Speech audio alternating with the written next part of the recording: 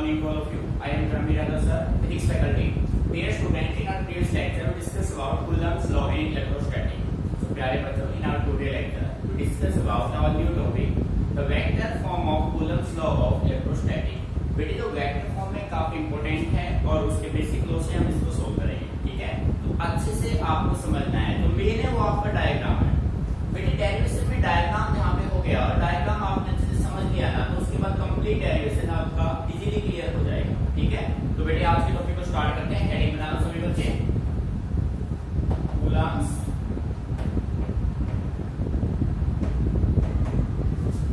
Law in vector form.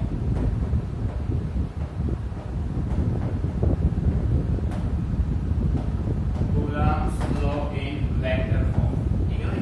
देखो बेटे Coulomb's law की स्टडी से आपने पाया कि आपने एक सिस्टम ऑफ टू बॉडीज लिया, अब वो दोनों बॉडीज के चार्जेस सेम है तो रिपल्सन करेंगे, चार्जेस डिफरेंट है तो अट्रैक्शन करेंगे, ठीक है। तो बेटे इसके लिए कूलम्स लॉ को वेक्टर फॉर्म में प्रूव करने के लिए हम मान लेते हैं पहले, let us consider we have a system of two bodies. बेटे देखो कोई भी लाइन में यहाँ पे राइट नहीं कर रहा, क्योंकि जैसा कि आप जानते हैं रिवीजन कर रहे हैं, बस आपका पूरा फोकस बोर्ड पे रहे और चीजों को अच्छे से आप ऑब्जर्व कीजिए और लिसन कीजिए, ठीक है। देखिए बेटे यहाँ पे मैंने मान लिया कि मेरे पास ये एक सिस्टम है टू बॉडीज का। एक बॉडी हो गया ए और दूसरा बॉडी हो गया बी। बेटे इन दोनों बॉडीज को मैंने सेपरेट किया कुछ डिस्टेंस आर से, ठीक है। इस बॉडी का चार्ज कुछ का मान लो, इसका भी कुछ चार्ज है अपना, इसका चार्ज मान लिया q1, इसका चार्ज मान लिया q। मेरी बात समझ आ रही है? अब देखो भाई, ये जो बॉडी A है ये फोर्स किस पे एक्ट करेगा, बॉडी B पे, ठीक है। तो बेटे मैं पहले ये सिचुएशन मान लेता हूँ। बेटे ध्यान देना इस बात पे कि भाई ये जो मेरे पास बॉडी A है इस पे ऑलरेडी फोर्स कितना मान लिया मैंने, F1। सिमिलर जो बॉडी B है उस पे ऑलरेडी फोर्स कितना मान लिया मैंने, F2, ठीक है बेटे। अब देखो बॉडी A पे फोर्स कौन एक्ट करेगा, B एक्ट करेगा। तो B जब A पे फोर्स एक्ट करेगा तो B को डिस्प्लेस होना पड़ेगा, B को डिस्प्लेस होना पड़ेगा टुवर्ड्स 1। बेटे हाँ या ना, R21 आपका हो गया displacement vector joining Q1 and Q2, ठीक है बेटे। यानी कि Q2 किसकी तरफ शिफ्ट होगा, Q1 की तरफ। तो कितना फोर्स एक्ट करेगा, 1 पे कौन फोर्स एक्ट करेगा, Q। बेटे मीनिंग समझ में आ रहा है। बॉडी 1 पे ऑलरेडी फोर्स था F1, बॉडी 2 पे ऑलरेडी फोर्स था F2। अब बॉडी A पे फोर्स एक्ट करेगा बॉडी B, तो body B R21 displacement cover करेगा और बॉडी A पे फोर्स एक्ट हो जाएगा F1। मीनिंग समझ में आ गया बेटे। सिमिलर वे में बॉडी B का फोर्स है F2 और बॉडी B पे फोर्स कौन एक्ट करेगा, बॉडी A। तो ये बॉडी जो डिस्प्लेसमेंट कवर करेगा वो आपका होगा 1 R12 और 2 पे फोर्स एक्ट कौन करेगा बेटे, 1 करेगा। सो F21 मीनिंग आ गई समझ। तो बेटे अब ये आपका कंप्लीट डेरिवेशन भी हो गया, मेरे डायग्राम आपको अच्छे से क्लियर हो गया, ठीक है। सो देखिए लेट अस कंसीडर, बेटे आपने मान लिया late us consider a system of two bodies A and B having charges Q1 and Q2 are placed R12 apart from each other, are placed at a distance of R12 from each other, ठीक है। अब बेटे देखो main concept अपना ये है R12 and R21, ठीक है। बेटे R12 क्या है, R12 आपका डिस्प्लेसमेंट वेक्टर है। R12 डिस्प्लेसमेंट वेक्टर किस किस को ज्वाइन कर रहा है, Q1 and Q2। It means Q1 किसकी तरफ जा रहा है, Q2 की तरफ जा रहा है। मेरी बात समझ आ रही है। सिमिलर वे में आप कह सकते हो R21 displacement vector joining Q2 and Q1। अब एक Q2 किसकी तरफ आ रहा है, Q1 की तरफ। बेटे यहां तक क्लियर। जब Q2 Q1 की तरफ आएगा, Q1 Q2 की तरफ जाएगा, तो दोनों बॉडी कुछ फोर्स एक्ट करेंगे, वो होगा F12 and F21। So we can write here F12 F21। देखो बेटे F12 1 पे फोर्स एक्ट किसने किया, 2 ने, F12 हो गया। 2 पे फोर्स किसने एक्ट किया, 1 ने, F21 हो गया। Force acted on body 1 by body 2, force acted on body 2 by body 1। बेटे यहां तक क्लियर, एनी प्रॉब्लम। अब हम यहाँ पे फोर्स F12 F21 की वैल्यू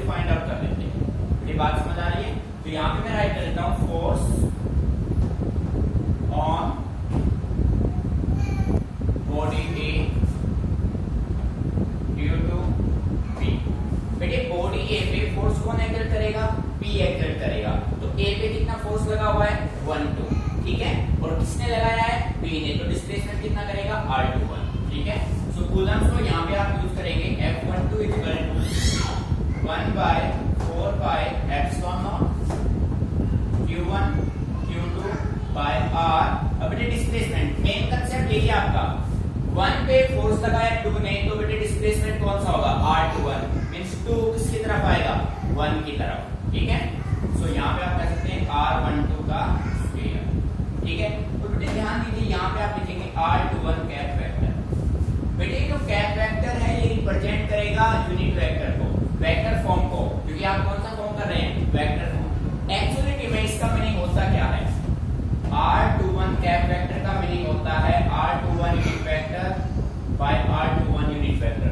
बेटे कैंसिल आउट करेंगे तो क्या होगा, 1, यानी कि आपके रिजल्ट पे इससे कुछ फर्क नहीं पड़ेगा, रिजल्ट पे कोई फर्क नहीं पड़ेगा, बस ओनली किसके लिए है ये, to represent vector form. Clear बेटे, देखो मैं इसको मॉडिफाई कर लेता हूं, F12 is equal to 1 by 4 pi epsilon naught Q1 Q2 by R21, और बेटे यहां से क्या था, तुम इसका cube into R21, sorry unit vector. बेटे कोई बच्चा गलती से इसको कैंसिल आउट मत करना, अगर आपने कैंसिल आउट कर दिया तो फिर आपने रखा क्यों है, बात समझ में आ रही है ना। तो यानी कि ये आपने ओनली किसके लिए है, ओनली फॉर वेक्टर फॉर्म। बेटे मीनिंग समझ में आ रहा है, this is your first equation, मान लिया आपने, ठीक है। अब देखो बेटे यहां से ये मीनिंग क्लियर हो गया ना। सो प्यारे बच्चों सिमिलर वे में मैं कह सकता हूं force on body B due to body T, ठीक है बेटे। आप फोर्स निकालिए बॉडी पी पे, बॉडी पी पे फोर्स कौन लगाएगा, ए लगाएगा, बॉडी पी पे फोर्स कितना लगा, F21, ठीक है। तो डिस्प्लेसमेंट कितना आया, R12, so we can say write here F21 is equal to 1 by 4 pi epsilon naught Q1 Q2 by R12, और बेटे इसका क्या होगा, स्क्वायर, ठीक है भाई, मैग्नीट्यूड में, और बेटे इनटू में होगा R12 कैप वेक्टर। बेटे मीनिंग समझ में आ रहा है भाई, जब बॉडी पी पे फोर्स कौन लगाएगा, बॉडी ए लगाएगा, तो ए को डिस्प्लेस होना पड़ेगा टुवर्ड्स बॉडी पी, ये कंडीशन मेंटेन होगा। अब इसको भी आप मॉडिफाई कर दो, F21 is equal to 1 by 4 pi epsilon naught Q1 Q2 by R12, का बेटे हो जाएगा Q R12 unit vector, and बेटे this is your second equation, ठीक है। फर्स्ट इक्वेशन हो गया, सेकंड इक्वेशन हो गया। अब बेटे दोनों इक्वेशन से अगर हम ऑब्जर्वेशंस करें तो आप ये कह सकते हो, फ्रॉम इक्वेशन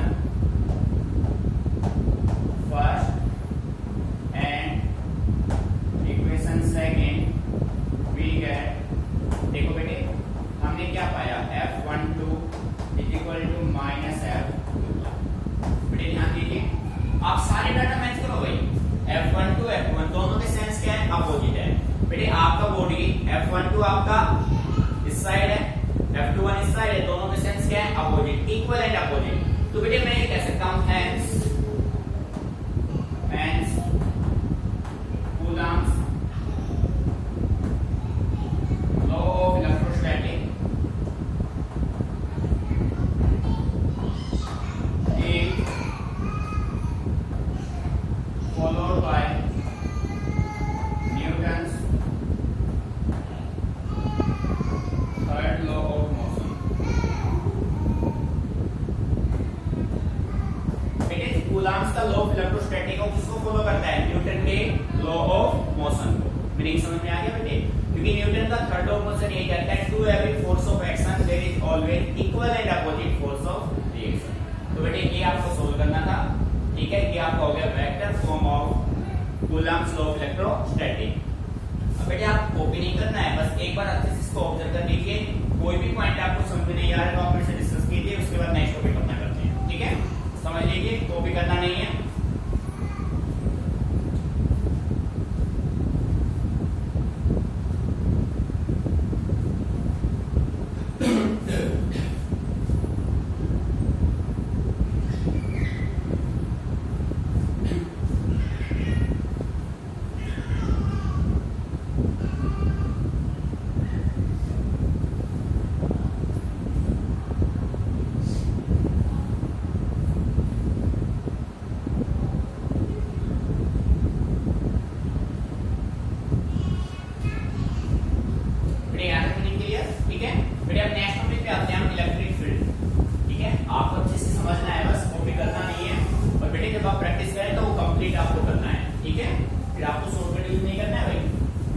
देखो बेटे ध्यान से, नेक्स्ट टॉपिक अपने पास बनता है इलेक्ट्रिक फील्ड।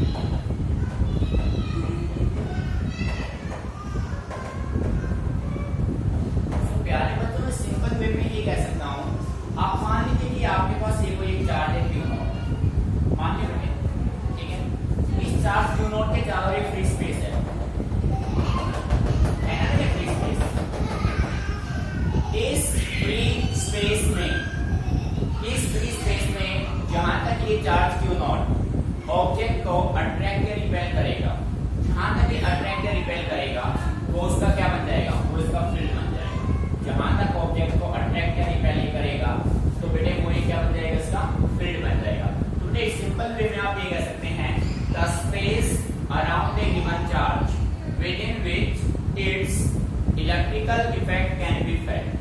किसी भी चार्ज के चारों वो फ्री स्पेस जिसमें वो अपना इलेक्ट्रिक इफेक्ट दे पाए, वो उसका कौन सा फील्ड बनेगा बेटे, इलेक्ट्रिक फील्ड बनेगा। मीनिंग समझ में आ रहा है भाई? The space around a given charge with in which it's electrical effect can be felt is called electric field. ठीक है बेटे, इसी के बेस पे अपना नेक्स्ट टॉपिक बनता है इलेक्ट्रिक फील्ड इंटेंसिटी। ठीक है बेटे, इंपॉर्टेंट है, इसी के बेस पे काफी डेरिवेशंस आप सोल्व करेंगे। भाई इलेक्ट्रिक फील्ड इंटेंसिटी होता क्या है बेटे? मैथमेटिकली अगर मैं बात करूं तो मैं सिंपल वे में कह सकता हूं, electric field intensity at a point is equal to the electric force experience by unit positive dash charge. ठीक है, यानी कि इलेक्ट्रिक फील्ड आपका जो E होगा वो आपका electric force per unit dash charge होगा। ठीक है, ये होता है आपका इलेक्ट्रिक फील्ड इंटेंसिटी। और बेटे जिस डायरेक्शन में आप, the direction of E is same as that of the applied force. Main point है आपका, आप जिस डायरेक्शन में फोर्स एक्ट करेंगे इलेक्ट्रिक फील्ड का डायरेक्शन भी आपको वही मिलेगा। मान लीजिए आपने किसी बॉडी पे फोर्स एक्ट किया फॉरवर्ड डायरेक्शन में, तो बेटे इलेक्ट्रिक फील्ड की डायरेक्शन भी क्या होगी, फॉरवर्ड होगी। ठीक है, E has same direction as that of applied force. ये बात समझ आ रही है? अब इसके बेस पे बात करते हैं इसका SI यूनिट। देखो बेटे ध्यान से, फोर्स का होता है न्यूटन, फोर्स बेटे क्या होता है, न्यूटन, और चार्ज का होता है कूलम। बेटे बात समझ आ रही है? सो इलेक्ट्रिक फील्ड का SI यूनिट होगा न्यूटन पर कूलम। Meaning clear? फिर बेटे दूसरा इसका डायमेंशन फॉर्मूला भी पूछा जा सकता है आपसे, डायमेंशनल फॉर्मूला। ठीक है भाई, जिसको शॉर्टकट में आप डीएफ कहते हैं, जो आपने प्लस 1 में स्टडी किया हुआ है। बेटे डायमेंशनल फॉर्मूला की हम बात करें तो फोर्स का होगा m1 l1 t-2 और चार्ज का होगा at a-1 t-1। ठीक है बेटे, सो इसका जो डीएफ बनेगा वो बनेगा m1 l क्या होगा भाई 1 t-3 a-1। इसी दीवार रिक्वायर्ड रिजल्ट। फिर बेटे हम बात करते हैं क्वांटिटी कैसा होगा, स्केलर या फिर वेक्टर। प्यारे बच्चों, इलेक्ट्रिक फील्ड इंटेंसिटी आपका वेक्टर क्वांटिटी होता है। ठीक है, कैसा क्वांटिटी होगा भाई, वेक्टर क्वांटिटी। ठीक है, तो बेटे electric field intensity simple way में आप कह सकते हैं, electric field intensity at a point is the electric force per unit positive dash charge experience at that point. ठीक है, the direction of electric field is in the direction of applied force. ठीक है, ऐसा ही Newton पर coulomb, dimensional m1 l1 t-3 a-1, quantity होता है बेटे vector. Meaning अच्छे से क्लियर? अब बेटे इसी के बेस पे अब हम ये मान लेते हैं कि हमारे पास एक आइसोलेटेड सिस्टम है, एक आइसोलेटेड सिस्टम है जिसका चार्ज Q हम मान लेते हैं। अब उस आइसोलेटेड सिस्टम Q का, जिसका चार्ज Q है, उसकी वजह से हमें electric field intensity find out करना है। ठीक है, मीनिंग आ रहा है समझ में? बेटे इसको नोट करो, फिर मैं रफ कर रहा हूं इसको, ये यहां पे लिख लेता हूं। नेक्स्ट टॉपिक देखो बेटे, हेडिंग बना रहा हूं मैं, आपका फोकस कोड पे रहेगी, चीजों को समझना है बस आपको। टॉपिक है बेटे आपका इलेक्ट्रिक फील्ड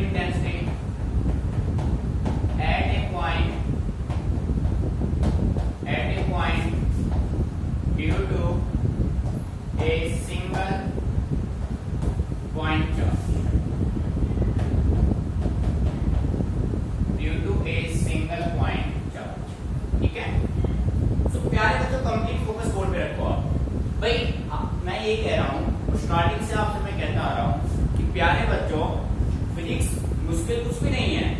फिजिक्स में जो क्वेश्चन होता है उससे में आंसर छिपा होता है, पर हमें उसको आइडेंटिफाई करने का रिक्वायरमेंट है बस। जो बच्चा क्वेश्चन में से आंसर निकालना सीख गया, ये समझ लो फिजिक्स 100% माइंड में सेट हो गई, उसको कभी याद करना ही नहीं पड़ेगा कुछ भी। कैसे? अब बेटे आपको मैं वही बताने जा रहा हूँ कि आप क्वेश्चन में से आंसर कैसे कैरी करेंगे। आप ये देखो भाई, क्या निकालना है? EFY, इलेक्ट्रिक फील्ड इंटेंसिटी निकालना है। कहाँ पे निकालना है? इसी पॉइंट पे, यानी कि आपको कोई पॉइंट चाहिए, point due to a single point charge, यानी कि इलेक्ट्रिक फील्ड इंटेंसिटी निकालना है किसी पॉइंट पे, और पॉइंट कहाँ पे होगा?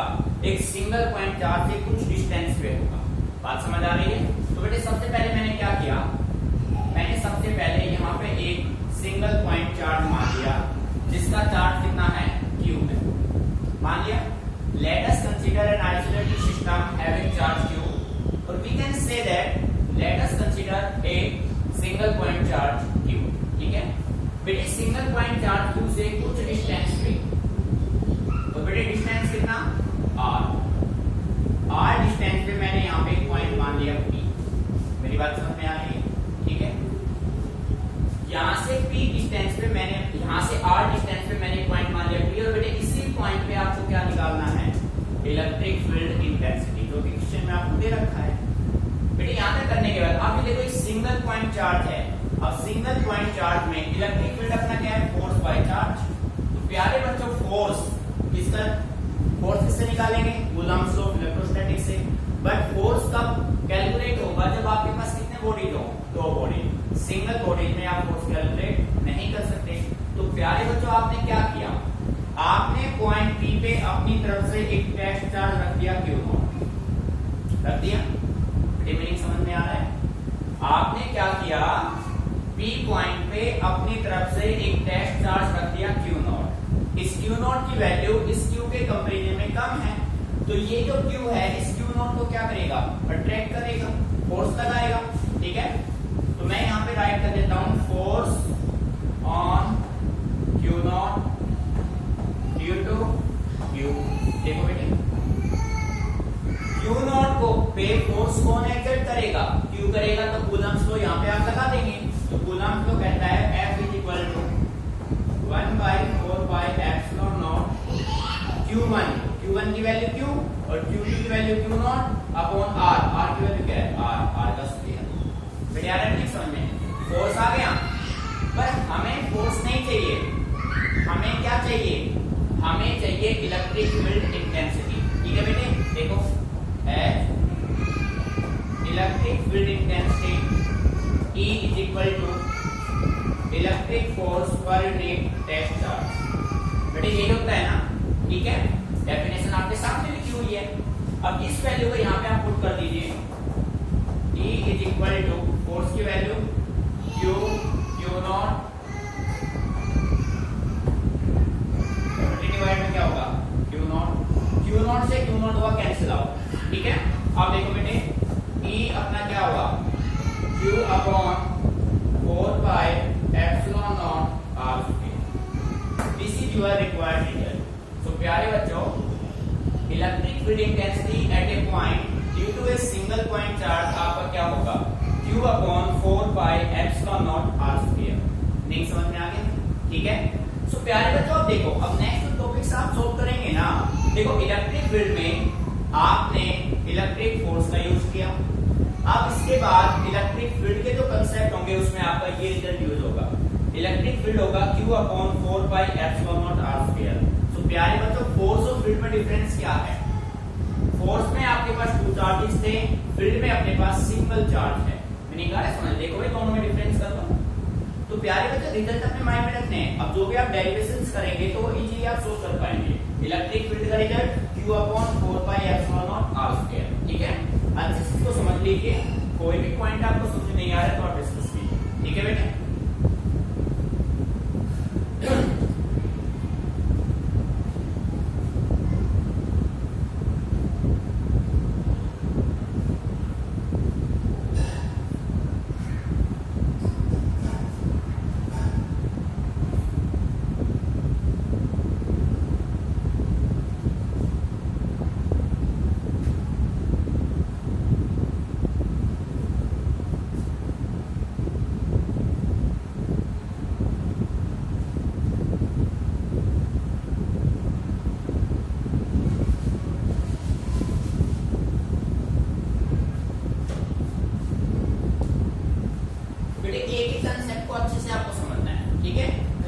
देखो मैंने बिल्कुल शॉर्टकट में किया है, मतलब कोई भी मैंने यहाँ पे थ्योरेटिकल लाइन पुट नहीं किया, पर आप लोगों को करनी है कंप्लीट, जैसा आपको हमने ऑलरेडी फेयर में करा रखा है, ठीक है। तो प्यारे तो देखो प्रैक्टिस में बेटे आपको करना है, ये नहीं कि सर शॉर्टकट में कर दिया प्रैक्टिस था इसलिए, ऐसा नहीं बिल्कुल, ठीक है बेटे। तो बेटे नेक्स्ट टॉपिक की हम बात करते हैं। नेक्स्ट अपना टॉपिक बनता है इलेक्ट्रिक डायोड, जो कि सबसे इंपॉर्टेंट टॉपिक है आपका स्टूडेंट का। देखो नेक्स्ट टॉपिक आपका है इलेक्ट्रिक डायोड। इलेक्ट्रिक डायोड, ठीक है बेटे। आपके पास दो चार्जेज हैं, एक का चार्ज मान लो पॉजिटिव है, दूसरे का नेगेटिव है। जब आप इन टू इक्वल और अपोजिट चार्जेस को सेपरेट करते हैं कुछ डिस्टेंस से, भाई दो बॉडीज आपके पास, एक का चार्ज आपने मान लिया प्लस क्यू है और एक का चार्ज आपने मान लिया माइनस क्यू है। जब आप इन दोनों बॉडीज को सेपरेट करते हैं कुछ डिस्टेंस से, तो वो किसका फॉर्मेशन करेंगे? That form an electric diode. यार ये तो ध्यान से सुनना, डेफिनेशन बिल्कुल। When two equal and opposite charges separated by distance make an electric diode. कैसे? ये कंडीशन है, एक बॉडी ये हो गया जिसका चार्ज है माइनस, एक बॉडी ये हो गया जिसका चार्ज है प्लस। इन दोनों को आप एक डिस्टेंस से सेपरेट करते हैं और डिस्टेंस मैंने क्या मान लिया? 2a। सो प्यारे बच्चों ये किसका फॉर्मेशन करेंगे? This is an electric diode. ये क्या होगा? ये एक इलेक्ट्रिक डायोड होगा, ठीक है। सेकेंडली आपको परमानेंट अपने माइंड में ध्यान रखना है, इसी के बेस पर हम सारे डेरिवेशन सोल्व करेंगे। काफी इंपॉर्टेंट कंसेप्ट है अपना बेटे। यहाँ पे जब आप किसी भी इलेक्ट्रिक डायोड को कंस्ट्रक्ट करेंगे तो उसका फर्स्ट चार्ज हमेशा नेगेटिव होगा, सेकंड हमेशा पॉजिटिव होगा, और इन दोनों के बीच का डिस्टेंस फिक्स है, वो आपका हमेशा 2a होगा। अब आप a कोई वेरिएबल है, a के बजाय आप b, c, d, l, m, n, x कुछ भी रख सकते हो, पर ये 2 वर्ड फिक्स है। a के बजाय आप b, c, d, f, x कुछ भी रख लो, आप कुछ भी, पर 2 अपना क्या है? फिक्स, ठीक है बेटे। ये हमेशा ध्यान रखना, पहले नेगेटिव चार्ज फिर पॉजिटिव चार्ज, दोनों के बीच का डिस्टेंस कितना होगा? हमेशा 2a होगा, ठीक है। इसमें बदलेगा इसे 2l हो सकता है बेटे, हो सकता है 2 साथ है ना, 2x हो सकता है, 2 भी हो सकता है, कुछ भी नाम ले लो, कुछ फर्क नहीं पड़ेगा, पर एक कांस्टेंट अब फिक्स है, ठीक है। तो बेटे ये अपने पास एक इलेक्ट्रिक डायोड बन गया, क्लियर? मैंने यहां तक क्लियर बेटे। सेकंड टॉपिक इसी के बेस पर क्या बनता है? Electric diode movement. बेटे सुनो, सीबीएसई इस क्वेश्चन को मिनिमम 6 to 7 टाइम्स पूछ चुका है 1 मार्क्स में। क्वेश्चन आपका ये था, what is electric diode movement, give its SI unit. भाई इलेक्ट्रिक डायोड मूवमेंट क्या होता है और इसका एसआई यूनिट क्या? ये क्वेश्चन कई बार आ चुका। तो बेटे इलेक्ट्रिक डायोड मूवमेंट का सिंबल अपना होता है P, स्मॉल p होता है। क्या होता है भाई? Small p। बेटे इलेक्ट्रिक डायोड मूवमेंट निकालने से पहले इलेक्ट्रिक डायोड आपको क्लियर होना चाहिए। आपने देखा इलेक्ट्रिक डायोड किससे मिलकर बना? दोनों, एक नेगेटिव चार्ज दूसरा पॉजिटिव चार्ज, दोनों को सेपरेट किया एक फिक्स डिस्टेंस 2a से, तो फिर हमारे पास क्या बना? अपने पास बना एक इलेक्ट्रिक डायोड। पर अब हम बात करें इलेक्ट्रिक डायोड मूवमेंट की, कि भाई ये इलेक्ट्रिक डायोड मूवमेंट होता क्या है? बड़े सिंपल वे में मैं कह सकता हूं, the product of either charge and the separation between them, electric diode movement is equal to the product of either charge and the separation between them is called electric diode movement. यानी कि P अपना किसके equal होगा? Product किसका? Either charge. और charge हमेशा कौन सा लेके चलेंगे? हमेशा positive. Either charge into separation between them कितना बेटे? 2p। ये अपना होगा इलेक्ट्रिक डायोड मूवमेंट। बेटे किसी भी डेरिवेशन में यदि आपको q इनटू 2a का मल्टीप्लिकेशन नजर आए तो उसकी वैल्यू आप क्या पुट कर देंगे? उसकी वैल्यू आप p रखेंगे। इलेक्ट्रिक डायोड मूवमेंट p किसके इक्वल होगा? q into 2a। बात समझ आ रही है? अब बात करते हैं इसके एसआई यूनिट की, ठीक है बेटे। क्यू चार्ज है और चार्ज का यूनिट क्या होता है? कूलम। बेटे यहाँ पे 2 तो एक कांस्टेंट टर्म हो गया 2a, ये है डिस्टेंस दोनों के बीच का, दोनों चार्जेस के बीच का डिस्टेंस, और डिस्टेंस का मेजरमेंट आप किसमें करते हैं बेटे? मीटर में। किसमें करते हैं? मीटर। सो आप short coulomb metre is the, बेटे सेंटीमीटर नहीं है ये कूलाम मीटर, इसी वजह से हम इसको ऐसे लिखते हैं ताकि कोई बच्चा कंफ्यूज ना हो। CM coulomb metre not centimetre. Meaning समझ में आ रहा है? SI unit of electric dipole moment is coulomb metre. Clear? अब देखो बेटे, इसके बाद अपने पास एक टॉपिक बनता है आइडियल और शॉर्ट इलेक्ट्रिक डाइपोल। ठीक है, एक आइडियल और शॉर्ट इलेक्ट्रिक डाइपोल। बेटे प्रैक्टिकली कुछ भी आइडियल नहीं है, प्रैक्टिकली किसी का भी एफिशिएंसी 100% नहीं होता है। हम कुछ कंडीशंस मेंटेन करते हैं जिससे हम उसको आइडियल बना देते हैं। ठीक है, आइडियल परफेक्ट कुछ भी नहीं है। ठीक है, तो अब ये कह रहा है आइडियल इलेक्ट्रिक डाइपोल, कोई भी इलेक्ट्रिक डाइपोल आइडियल कब होगा? तो बेटे वो किसी कंडीशन पे काम करेगा, प्रैक्टिकली तो पॉसिबल नहीं है। तो मैं सिंपल वे में कह सकता हूं, अब आपको अच्छे से पता है डाइपोल का मतलब होता है जब आप दो चार्जेस को, एक नेगेटिव दूसरा पॉजिटिव, को कुछ डिस्टेंस से सेपरेट करें, तो वो कैसा डाइपोल होगा? Electric dipole. अब उसी इलेक्ट्रिक डाइपोल को हमें क्या प्रूव करना है कि वो इलेक्ट्रिक डाइपोल अपना क्या हो? आइडियल। आइडियल। ठीक है, तो बेटे मैं ये कह सकता हूं, डेफिनेशन ध्यान से सुनना, a dipole with shortest possible length, a dipole with shortest possible length is said to be ideal electric dipole। Means इन दोनों डाइपोल के बीच का जो, इन दोनों चार्जेस के बीच का जो डिस्टेंस है वो किसको टेंस करेगा? 0। यदि if 2a tends to 0, आप ये नहीं कह सकते कि 2a की वैल्यू इक्वल टू 0। कोई बच्चा ये कहे 2a इक्वल टू 0, बेटे ये रॉन्ग होगा, ये राइट।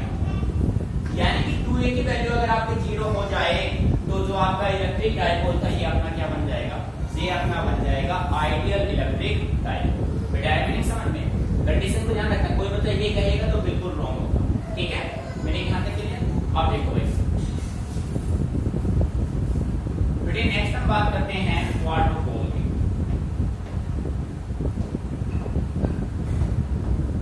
क्वाड्रुपोल देखो बेटे, जब आप दो या दो से अधिक इलेक्ट्रिक डाइपोल को आपस में कंबाइन कर दें, भाई सिंगल डाइपोल है, इलेक्ट्रिक डाइपोल है, जब आप दो या दो से अधिक इलेक्ट्रिक डाइपोल को आपस में कंबाइन कर देते हैं, एक ट्रायंगल की शेप बना देते हैं, तो उससे जो डाइपोल बनेगा that is said to be quadrupole. अरे मीनिंग समझ में? तो ये डेफिनेशन बिल्कुल सिंपल होगा, द कॉम्बिनेशन ऑफ टू और more electric dipole is said to be quadrupole. Clear? देखो बेटे, आपने ऐसे किया नेगेटिव,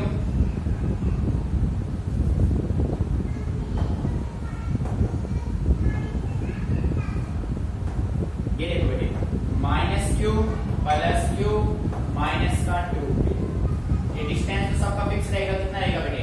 2a। डिस्टेंस सभी का फिक्स, डिस्टेंस में कोई प्रॉब्लम नहीं होनी चाहिए, एज इट इज भाई 2a रहेगा।